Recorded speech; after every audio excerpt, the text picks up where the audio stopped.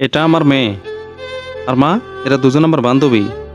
এই দুজনের মধ্যে আমি একজনকে বিয়ে করব, কিন্তু ফাইনাল তোমাকে করতে হবে। আমি ওকে বিয়ে করব না ওকে? এটা করলে কেন? জল দিলে কেন? মারবো তোমাকে।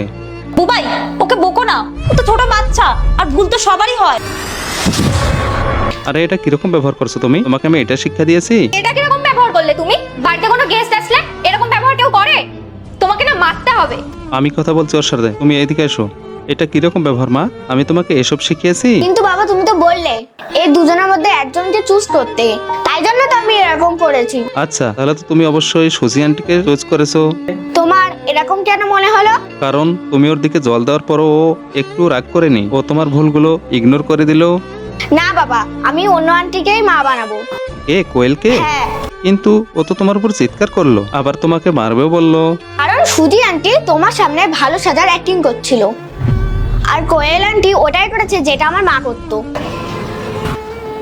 আমি আর আমার মেয়ে ভেবে নিয়েছি ওর মা কে হবে। ওর মা হবে কোয়েল।